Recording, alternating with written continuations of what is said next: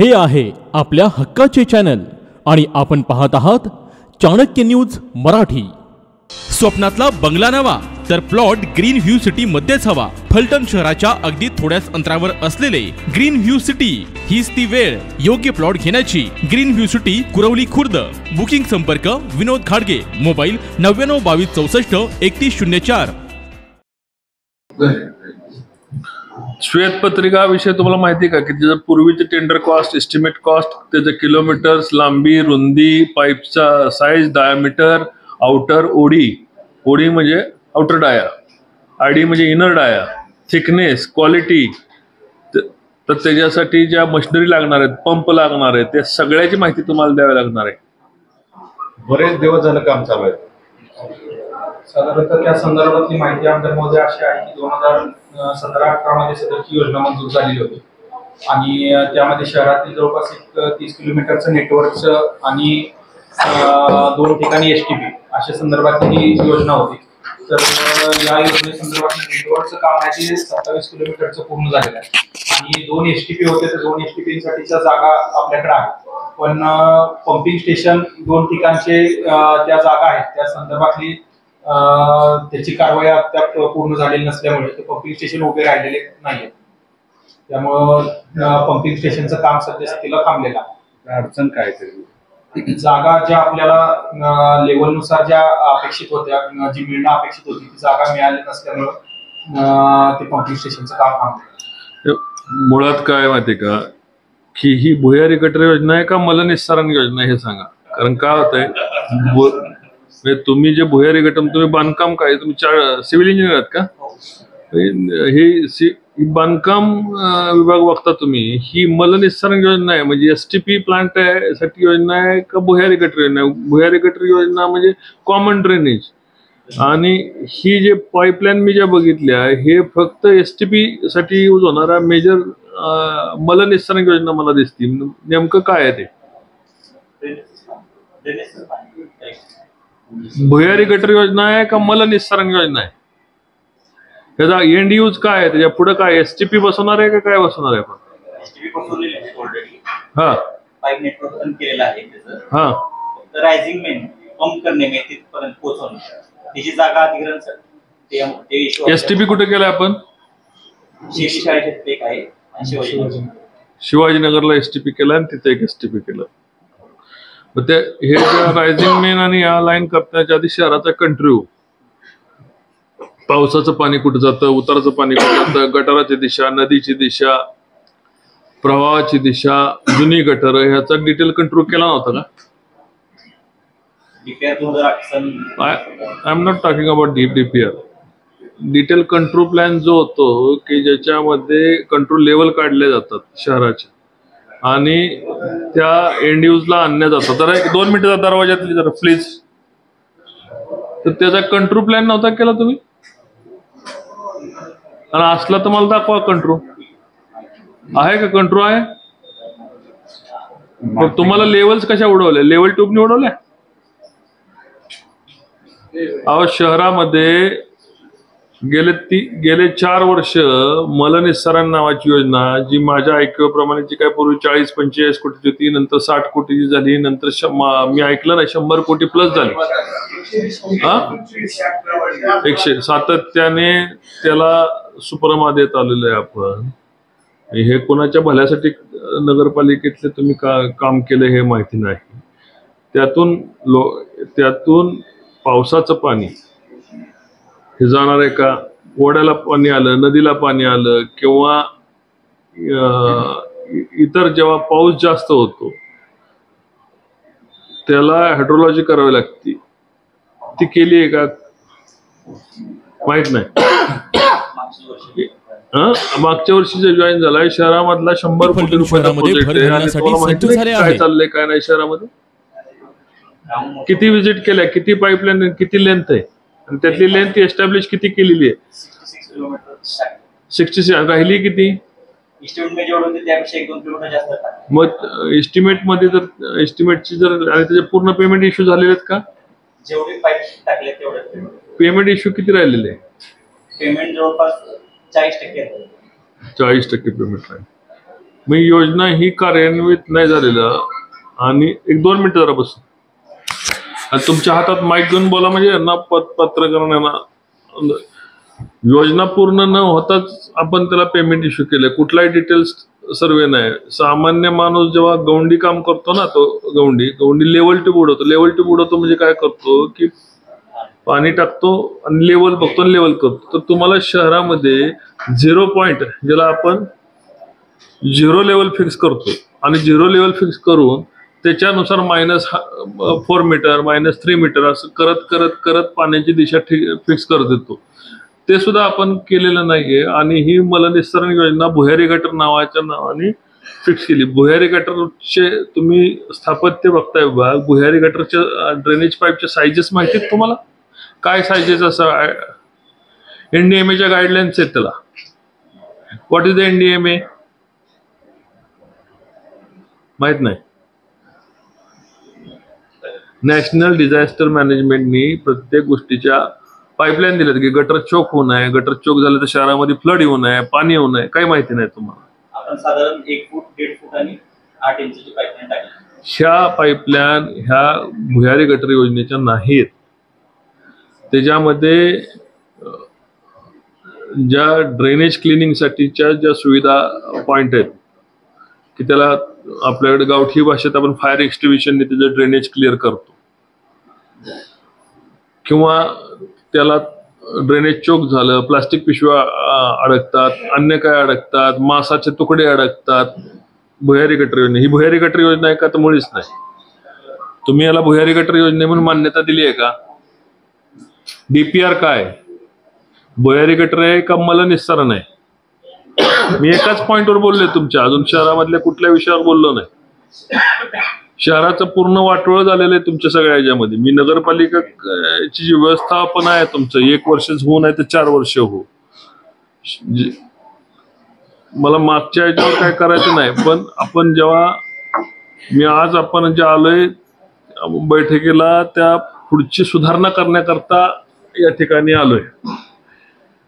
तुम्ही बारामती नगरपालिका सगळ्या अधिकाऱ्यांनी एक दिवस नगरपालिका फार तर फार बंद ठेवा, पण बारामती नगरपालिका पाहुण्या, अमरीश पटेल साहेबांची नगरपालिका पाहुण्या. आणि तुम्ही जे शाळेत शिकला असाल, कॉलेजला शिकला असाल, इंजिनिअरिंगला शिकला असाल, त्याचा वापर करा. आता तिथं लास्ट माणूस जो बसलाय त्याची उंची थोडी जास्त आहे आणि इथं माणूस बसलाय त्याची उंची कमी आहे. कारण काय? पाण्याचंही तसंच असतं.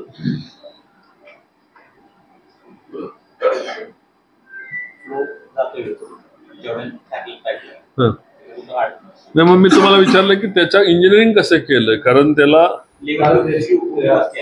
आता एवढ्या मोठ्या शहराची लेवल ट्यूब कधी ओढणार साहेब? आपण लेवल ट्यूबनी काम कधी करणार? त्याला डिटेल कंट्रोल. आज शेतकऱ्याचं काम किंवा कन्स्ट्रक्शनची साईट जरी करायची झाली तर कंट्रोल करताना तुम्ही कंट्रोल करताना 1000 रुपये 2000 रुपये प्रति एकरी कंट्रोल केला. कोणी कंट्रोल केलाय आपल्या रानातला किंवा प्रॉपर्टीचा? टोटल स्टेशन मशीन केलाय ना. सर्वसामान्य माणूस सुद्धा कंट्रोल करतो. त्याला जाळी टाकतो, 1 बाय 1 मीटरची जाळी टाकतो. शहराचा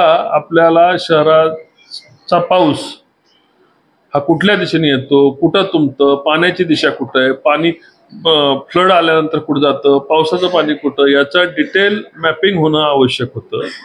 आणि मग गटारांची दिशा ठरणं आवश्यक होतं.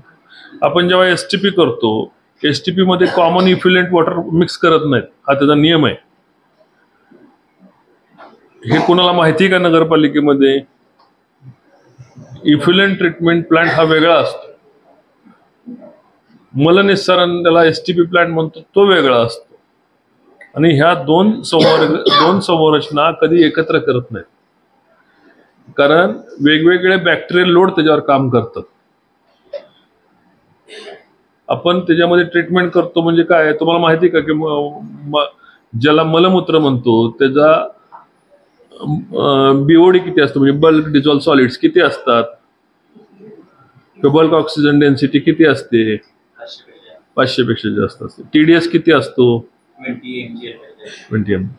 मग मला इफ्युलेंटचा TDS किती असतो, त्याच्यामध्ये ड्रेनेजच्या त्याच्यामध्ये पॅथोजन्स किती असतात, कंटेंट किती असतात, बॅक्टेरिया कुठला असतो आणि कुठला बॅक्टेरिया ही घाण खातो. त्यामुळे दोन पाणी आपण एकत्र कधी करत नाही. हेच जर आपल्या फलटणच्या आधीच्या लोकांना समजलं नाही आपल्याला की घाण पाणी वेगळं, मलम निस्सारण वेगळं, STP वेगळा, ETP वेगळा, हे जर समजलं नाही तर आपण काम कसं करणार. जर आपल्याला जीवाणू जर समजला नाही, तो जीवाणू मल खातो, तो जीवाणू कुठला कशा पाण्यावर डेव्हलप होतो तो जर समजला नाही तर काय, त्याला कल्चर्ड करावं लागतं.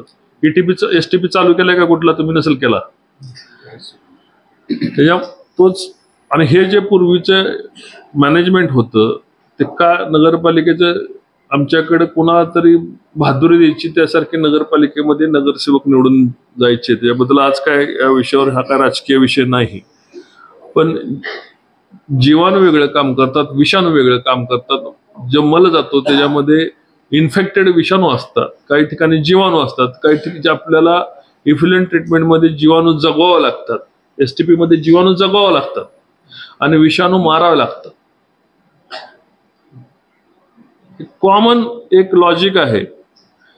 त्याचा जर आपण अभ्यास केला नाही तर शहराचं मलमूत्र, पाणी, गटर ह्याचं नियोजन करू शकत नाही आपण. ते वास मारणार आणि वास मारलं की बॅक मारणार. बरोबर आहे.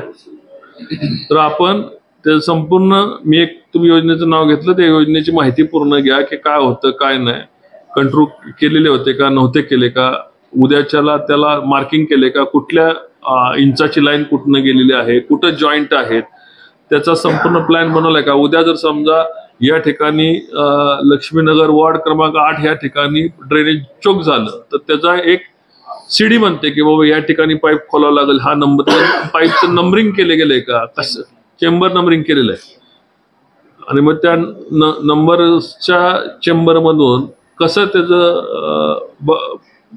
म्हणजे तो बंद झालेला चेंबर उघडायचं नियोजन कसं केलेलं आहे, काय केलेलं आहे, त्याचं प्लॅनिंग केलंय का, त्याच्या वेगळ्या मशीन्स असतात काय, आपण त्या मशीन प्रोक्युअर केलेत का, टेंडर मधला पार्ट होता का.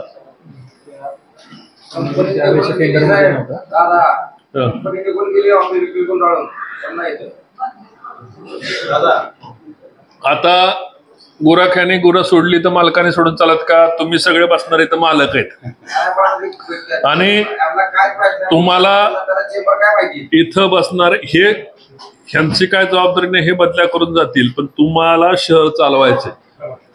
इथं बसणाऱ्या शहरामध्ये राहणाऱ्या प्रत्येकाची जबाबदारी की त्याला शहर चालवायचे, आणि शहर चालवायचे त्यानुसार आपण बाथरूम जरी करत असेल तर किती इंचाचा उतार आपण बाथरूमला ठेवला पाहिजे. 1.5 इंचाचा पाणी जायला उतार ठेवतो, तर शहराचं पाणी जायला किती उतार पाहिजे हे शहरामध्ये ज्याला सामाजिक काम करायचे त्याला ते माहिती पाहिजे. नगरसेवकांना माहिती पाहिजे की शहराचं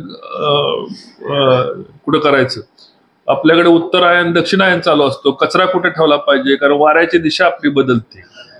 जसं जसं सूर्याची उष्णता वाढते तशी गरमी वाढते, गरमी वाढली की पाण्यामध्ये आर्द्रता वाढते, आणि उत्तरायण दक्षिणायनामध्ये सूर्याच्या उष्णतेच्या बरोबर वाऱ्याची दिशा पण बदलली जाते, मोसमी वारे कुठले. त्यामुळं आपल्याला त्याचा पॉइंट काढून, कारण तेच कचराचा वास शहरामध्ये येऊ नये ह्याच्यासाठी त्याचा अभ्यास करावा लागतो.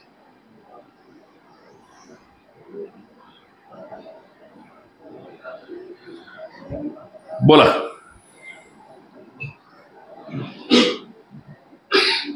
प्रथमतः खासदार साहेब, आमदार साहेब, शिवसाहेबांचं अभिनंदन की आम्हाला नागरिकांसाठी बैठक लावली.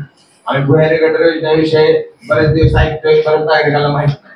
तर मी तालुकाध्यक्ष म्हणून मागणी केली की खासदार साहेबांची श्वेतपत्रिका नागरिकांना. श्वेतपत्रिका विषय तुम्हाला माहिती का की त्याचं पूर्वीचे टेंडर कॉस्ट, एस्टिमेट कॉस्ट, त्याचे किलोमीटर्स, लांबी, रुंदी, पाईपचा size, diameter, outer OD, OD म्हणजे आउटर डाया, आडी म्हणजे इनर डाया, थिकनेस, क्वालिटी, तर त्याच्यासाठी ज्या मशिनरी लागणार आहेत, पंप लागणार आहेत, त्या सगळ्याची माहिती तुम्हाला द्यावी लागणार आहे. स्थापत्य तुम्हाला त्याच्या या सरकारचे ग्रेड बनवलेले आहेत. त्यासाठी म्हणजे टेक्निकली ती योजना पण ही असल्यामुळे MGP पण आपल्याला त्यातला टेक्निकल कन्सल्टंट जे आहे ती MGP आहे आपल्याला. म्हणजे साहेब ऐका, तुम्ही आता CO म्हणून आलेला आहात, इथं बसणारे माणसं ह्याच्यामध्ये किती टेक्निकल माणसं आहे. मला तर टेक्निकल नॉलेज शून्य. I am not a technical person, पण मला जे काम करायचंय त्याच्यामध्ये मी जीव ओतून काम करतो.